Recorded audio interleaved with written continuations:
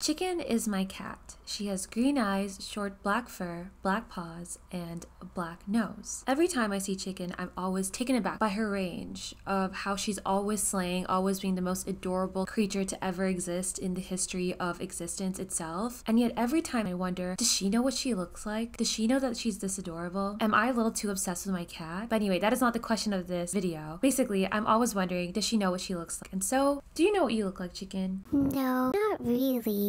Well, let me show you. Here, let's take a picture of you. No, maybe from this angle. Maybe from this angle, or maybe from this one. There's lots of pictures you can scroll through. I look different in all of them.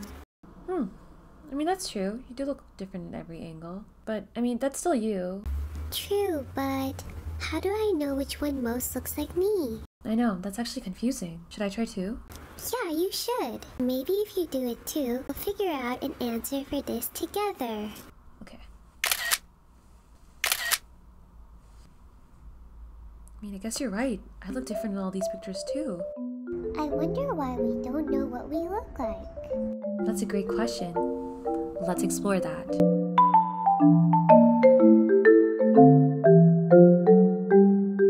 So that's what we're going to do today. We're going to be exploring, what do I really look like? Or I guess, what do we really look like? Or what do you really look like? That's what we'll be exploring. So I'm sure this has happened to you. When you look in the mirror, you think you look great, then someone takes a picture of you, suddenly you're looking incredibly different, and you're just like, wow, I thought I looked a lot more put together when I looked at myself in the mirror, but in this picture, who is that person? I don't recognize them at all. Because you look so different in this picture than what you thought you looked like that day. Well, if that has happened to you, this is a good video for you.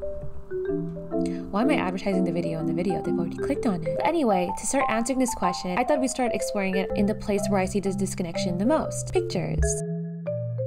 So are pictures truly what you look like? And is the disconnection that you don't know what you look like and the picture's revealing the truth? Even though sometimes in pictures we look incredibly different than what we actually perceive ourselves as looking like. Like in every angle you take a picture, you look different. In certain lighting, you look different. And from a higher angle or a lower angle, you look different. And then even just look from like straight up right in front of your face, you can look quite different. In summary, you look different in multiple different ways in pictures, depending on how the picture was taken. So how are you supposed to know what you really look like? That's the question that was boggling my mind. Like every single thing I just named earlier was just the positioning you're putting your camera at or the way you're taking your picture, and you always look different. And this is actually because of something called lens distortion, which is when an image is distorted due to the design of the lens. You know, so like for different lenses, like wide lenses, fisheye lenses, or even lenses that really magnify things by like a lot of degrees, so like every pore you've ever had on your face is suddenly in the picture. All those are examples of different lens designs. And each of these lenses is actually distorting the image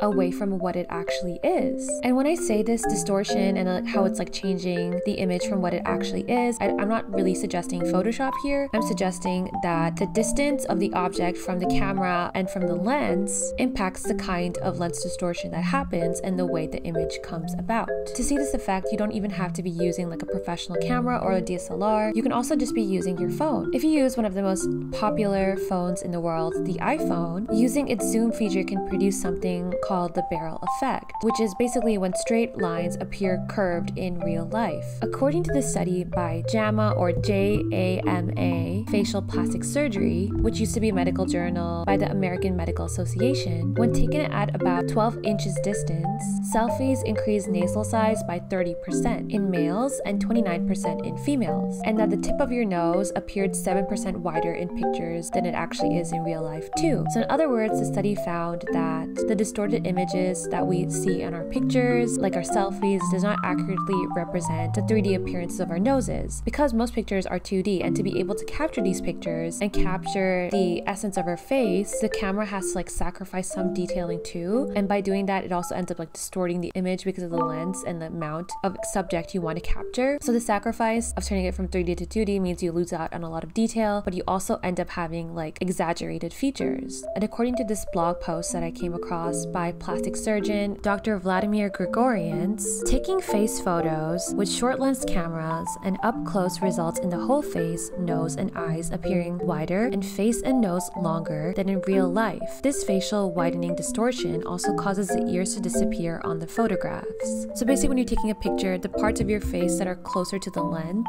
or to the focal point of the camera end up looking larger than they are in real life, while the parts of you that are kind of further away could even disappear, like your ears. And this specifically happens for selfies. But in pictures that are not selfies, your features can actually end up flattened. Dr. Vladimir Grigorian's blog actually had a lot of very interesting information because he was writing this blog for other plastic surgeons because he was trying to show that a lot of patients in modern day, when they come in and they're trying to get plastic surgery, a lot of them will show their selfie pictures and be like, I don't want to look like this, I want my nose to be smaller. And so then he'll have to take a picture of them on a DSLR camera because it doesn't have a short lens. And if you choose like a certain millimeter too, it can get rid of the exaggerated effect on our faces. I mean, at the same time, sometimes it could still flatten them, but then he's able to show them through like taking the picture of them at different angles, that their nose looks so different. And then he did write in his blog that other plastic surgeons should be careful to make sure to inform these patients that sure, they might not look exactly like they want to in selfies, but it's just because selfies tend to exaggerate features. So that was really interesting. I've also linked that blog in the description, so if you do want to read it, feel free. I found it to be quite insightful on the way like plastic surgery and the way we interpret our own features now, because in modern day, so much of the way we look at ourselves is based on our phones because it's the most accessible thing we have, and it's the quickest way we can like look at our faces if we're not in a bathroom or somewhere near a mirror. So if you don't know that your phones distort the way you look, you're gonna actually think that you look like that with your features kind of exaggerated. And in like pictures like this, where it's like at every point you look so different,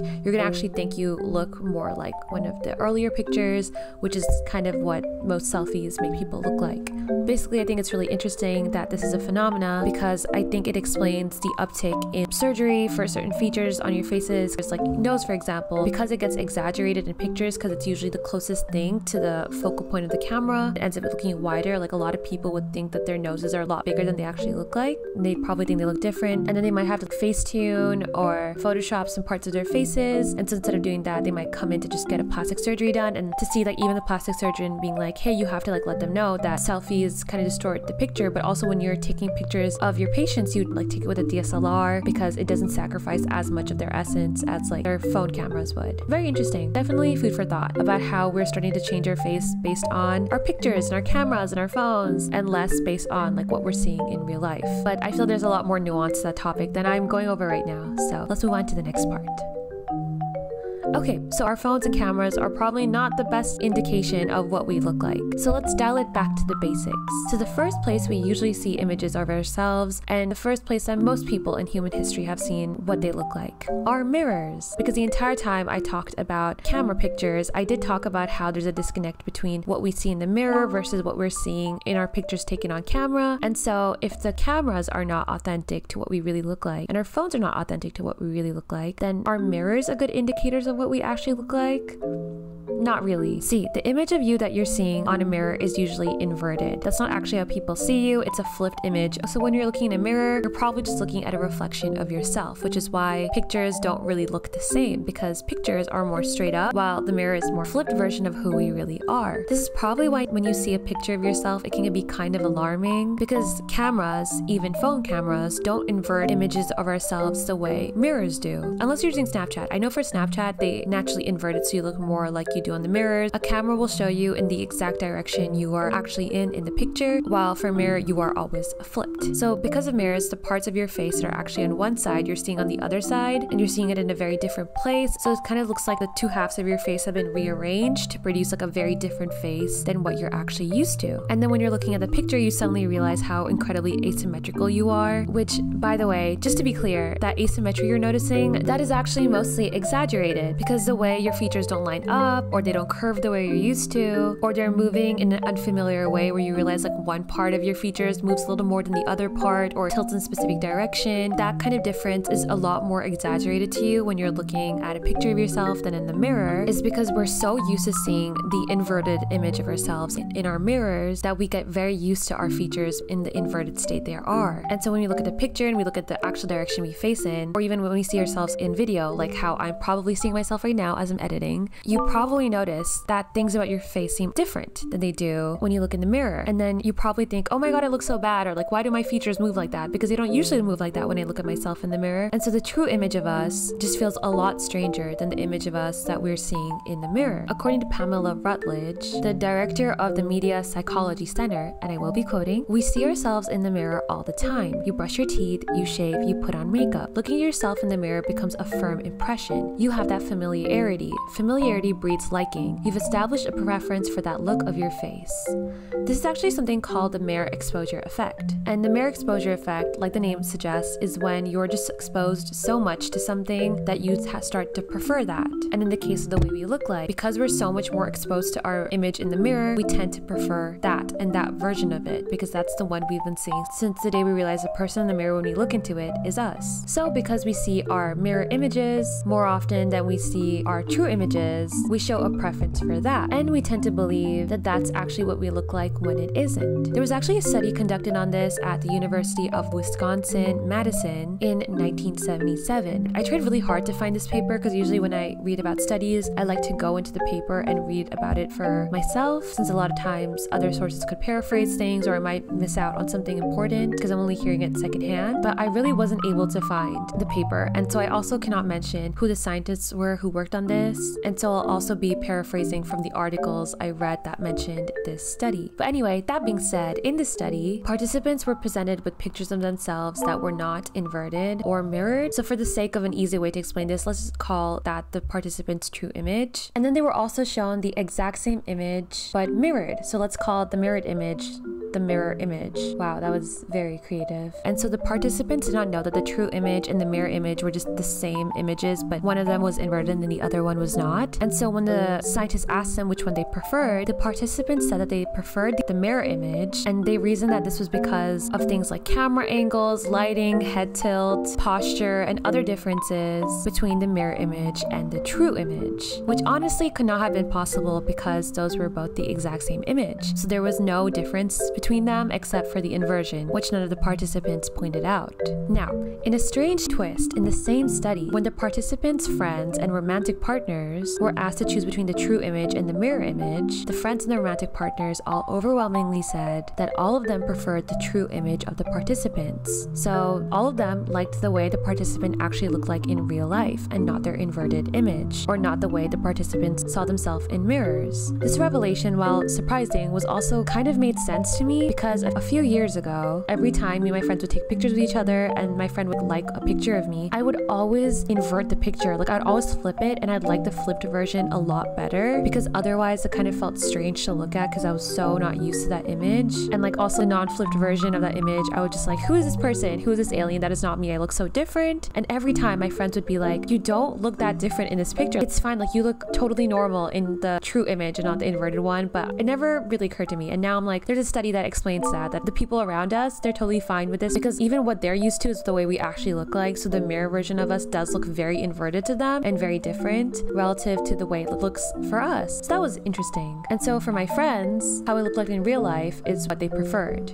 So that was nice. Also another fun, not so fun, but maybe fun if you've been able to detach yourself from the horrible beauty standards of today. According to Nicholas Epley, a professor of behavioral science at the University of Chicago Booth School of Business and also the author of Mind-Wise, How We Understand What Others Think, Believe, Feel, and Want, the image that we have of ourselves in our minds is not exactly the same as what we look like. And our mind's version may actually be prettier than what we truly look like, which is so great for those of us who are impacted by modern beauty standards. So in other words, so great for all of us. Yay! But before you feel too disheartened by this piece of news, let me explain the study that this professor did. So this study was done by both Epley and Erin Whitchurch, who's this researcher at University of Virginia. Basically involved the scientists showing participants multiple versions of their own faces. In some of the versions, they were morphed with conventionally attractive people, and those versions were deemed as the attractive versions, while in some other versions, the scientists morphed these participants' faces or made changes to the participants' faces where they were made to look like they had elements of craniofacial syndrome, which is basically a syndrome that causes the fusing of your facial bones or the bones in your skull, and this version was called the unattractive version of the participants. And then the researchers took these multiple versions of the participant faces and mixed them up with a lineup of other faces, and then asked the participants to pick which one from the lineup of all of these faces was their own. And what they found was that the participants selected the attractive version of their faces the quickest. Very specifically, they picked out the version of their faces that was 20% more attractive than what their actual faces looked like. Now, I want to make something very clear before we move on with the next part of the study. The reason why I'm sharing this study is not to make you feel down about yourself or question the beauty standard and how you could look better, but I'm actually sharing it to just show you how the way we interpret ourselves is impacted by our own biases in the world around us and things that are not in our own hands. So what we think we actually look like is not what we actually look like in reality. Now, I'm only sharing this part to inform you that the way we think of ourselves is not an accurate representation of what we actually look like. And also, don't let the possible biases that these scientists had while conducting this study impact your idea of yourself or how beautiful you think you are. These scientists termed what they thought attractive was based on another study that there is attractiveness equated to how symmetrical faces are. And so the conventionally attractive faces they used to morph the participants' face into were just people with a lot more symmetrical faces. But yes, I just wanted to give this disclaimer because I know that beauty is like a sensitive topic. A lot of people would struggle with our idea of like how attractive we are in society and all of that, and like the way we look, and I don't want anyone to have like bad ideas. And yes, I know symmetry of the face is a beauty standard, but it doesn't always have to equate to what people find beautiful. This is purely done for the study. And at the same time, I don't think people with craniofacial syndrome are like unattractive. I think they were just doing this because they needed some way to compare unattraction versus attraction. This might have been the easiest way. That does not mean that this is the correct way, or that does not mean that this equates to like beautiful or ugly in any way. Just want to put that disclaimer out. I don't want anyone to feel bad about themselves after watching videos like this.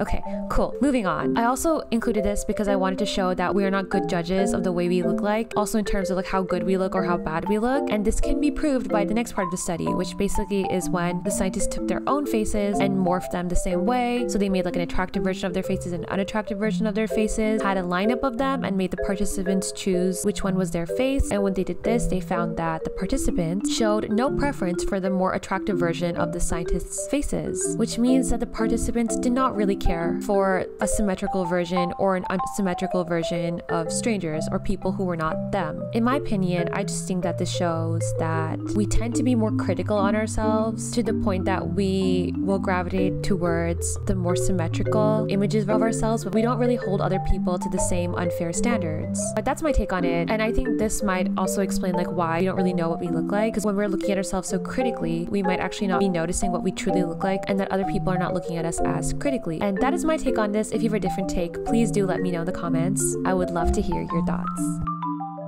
So another school of thought is that we don't have a clear understanding of what we look like because we spend virtually our entire lives looking at ourselves. And so instead of knowing what you look like in the moment, or instead of knowing what you currently appear as, what we think is actually influenced by our appearance over our entire lifetime. So instead of looking in the mirror and seeing what we look like at that very moment, we're just seeing like an agglomeration of what we've looked like throughout our lives. And we're looking at it from that context. Dr. David White, an associate professor of psychology at the University of New South Wales in Australia and an investigator at the university's Face Research Lab, conducted a study with his colleagues where they came to this conclusion. In this study, about 130 undergraduate students downloaded 10 pictures of themselves from Facebook, and then they ranked them based on what image they looked the best in to the image they looked the worst in. And then these participants were filmed for about a minute in like a webcam video from which 2 still images were taken. In one image, they were smiling, and in one image, it was just their neutral expression. Then 16 other students who did not know any of the participants of the study were asked to watch these webcam videos of the participants, look at the Facebook photos they had pulled, and rank them in order of how much these 16 students thought these participants looked like the person in the video they had just seen. So this is called like a face matching test, and then they had another 73 students complete the same face matching test but just online. And what Dr. White and his colleagues found was frankly quite interesting. First, they found that the 16 students students who were not involved in the study but were supposed to rank the participants had a very different ranking system than the participants who had to rank themselves. Additionally, they also found that strangers performed better at the face matching tests and that they were able to match the participants to the images that looked the most like them than the participants were able to do themselves, even though those pictures were pictures of just themselves. And this explains, in Dr. White's own words, and I will be quoting, "It seems counterintuitive that strangers who saw the photos of someone's face for less than a minute were more reliable at judging likeness. However, although we live with our own face day to day, it appears that knowledge of one's own appearance comes at a cost. Existing memory representations interfere with our ability to choose images that are good representations or faithfully depict our current experiences." Also, fun but strange fact, people were able to face match themselves more accurately when they saw pictures of themselves smiling than in the pictures where they weren't smiling. Maybe we see ourselves as happy people, or maybe when we're smiling we just feel more like ourselves. So when we see those pictures, we're able to match them with more accurate pictures of ourselves. Maybe something like that. I just thought that was a really fun tidbit to throw in here. Also, after hearing the studies I just said, if you're like, seems like we may be a little bit too affected by our own internal biases and our own styles of thinking to ever know what we accurately will ever look like, don't worry, because this gets even deeper than I spoke about earlier. But before I get there, here's a really fun fact about our eyes. To be able to see color, in our eyes we have these cells called cones, which are color receptors. They're responsible for our ability to have color vision. The average number of cones human beings have is about 6 million per eye, and then we have 3 main types of cones: the red sensing cones, the green sensing cones, and the blue sensing cones. And so when these cones detect light rays that are different combinations of red, green, and blue, our brain is able to put that information together and tell us what color we're seeing, because most of the colors we're able to see are combinations of red, green, and blue, which is also why they're primary colors. So given this information, it's clear that most human beings only see combinations of red, green, and blue, right? Wrong! Why did I say that out? Actually, 1 in 10 people who were born female at birth carry an extra type of cone receptor, which is not a red, green, or blue cone receptor. And people who have this extra cone are called tetrachromats, because people only have 3, like most of us, are called trichromats. Now for tetrachromats, this extra cone enables them to see a wider range of colors than most people do. And you know, if you were someone who was born female at birth, that could be you too. And it is very possible you might not know you are, because most languages have been made with trichromats in mind, and so most of our terms for colors are also just terms that trichromats can see. So if you're seeing additional colors that you don't really have a proper name for, maybe you're a tetrachromat. That would be fun. But also, to be clear, the research that exists and the people who were found to be tetrachromats, not all of them are considered functional tetrachromats, because to be considered a functional tetrachromat, you must be able to differentiate colors beyond what a trichromat can do, and apparently just having an extra cone does not give people that ability. There's actually a lot of theories that explain like why not every tetrachromat can see more colors than trichromat. I'm not going to go into all of them. I'll just mention them very briefly here because I think it's a very interesting topic. But it involves things like, 1, the tetrachromat's brain must be adapted to be able to process this additional information, which, you know, because most of us are trichromats, is very possible that their brains are not equipped to process this additional information, so they'll never be able to actually do anything with that information, and so they can't see extra colors. 2, another theory is that there might be some difference in the quality of the extra cone for it to be able to see extra colors, and not everyone's extra cone is that high quality. The 3rd theory is that because of gene activation, maybe the parts of the gene needed for this cone to be activated and actually sensing additional colors, maybe that part of the gene gets turned off in some people and not in others. And then the 4th one, which is that some people just have extreme variations in the normal sight, and that they work in conditions which have caused them to be able to activate and strengthen this additional cone. So it's kind of like a muscle, like they've been able to work this muscle out so much that now it just like snaps up and actually works, relative to people who are not able to like exercise that extra cone because they just aren't in environments where they will necessarily need to or were encouraged to be able to see additional colors. If you want to read more about this, I've actually included the link in the bio, as I always do. And I found this last 4th theory particularly interesting because one of the most famous functional tetrachromats is Concetta Antico, who is an artist, and I've included her interview in the bio too because it's a fascinating read. And in her her own words, if she hadn't been immersed in art and wasn't an art teacher for the last 30 years, she doesn't think she would have necessarily had this level of color definition that scientists are finding because of the fact that she actively applies and uses this additional cone on a daily basis in her art. And so because of that, she was able to improve her color recognition. And I can totally see this because, and I will hopefully include pictures of her art here, the color in her art is positively palpable. It is so deep, it is so rich, it is so vibrant, and bursts with just so many hues and tones that I can totally see how an extra cone might contribute to that. In her interview, Concetta Antico also spoke about how a lot of things that most trichromats think are a very specific color are more colors than what we perceive them as being. Like, she described skin as being multicolored to her and not just like one base color like a lot of us see, and that she can actually tell when people are ill or sick before they get ill or sick because our skin color will change. Like, it'll become like a gray or yellow or a green right before we get ill or during specific stages of our illness. She also spoke about how sometimes she'll see people's outfits that might seem like well coordinated, but because she can see more colors, she'll just notice like random splashes of colors which are actually making them less coordinated than we think. And she also says that a lot of people's eye colors are a lot more colors than we think they are. Like, people have more color than just like brown, green, blue, other eye colors I cannot remember right now, but that there's a lot more color to most human eyes than just the limited amount that most of us know. Also, while watching this video, if you were like, hey, I might be a tetrachromat because I see additional colors and like a lot of times I see more than what most people do, that's really cool. And I think there are some requirements, like someone in your family has to be colorblind, like either your father or your child or something like that. I very much would encourage you to check the link in my bio about this section because they do talk about what requirements you need to be considered a tetrachromat. But also, if while watching this you were like, wow, fun fact, great fact, so fun, so did I, until I realized, oh my god, I know less about the way I look than I initially thought I did. Initially I just thought there was a disconnection between like the mirror and the camera and like the phone and our pictures, but now I'm like, oh my god, I don't even know about the coloring of my skin or my eyes or like the most basic things I thought I knew about myself. So do I even have any clue about what I actually look like or what I look like to others? Like, what if I'm made of a vibrancy of a lot more colors and tones and patterns than I think I'm made up of, but I'll never know because my senses are simply not evolved or equipped enough to recognize it. And it's like, I totally understand how you feel right now, chicken.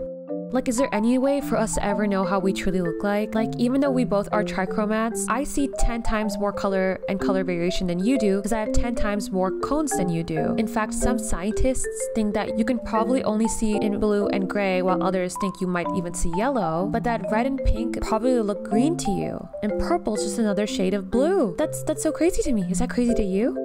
Huh, that is a bit crazy. You know, fun fact, the mantis shrimp, that little dude in the water, carries 16 types of cones. Their ability to see color is almost inconceivable to us. Honestly, I get sad a little too often about how I experience a very bleak and dull world compared to the amount of vibrancy those shrimp see, you know? Honestly, I might be feeling a little sad about that right now too. And then you pair that with the fact that I also don't know what I look like, you know?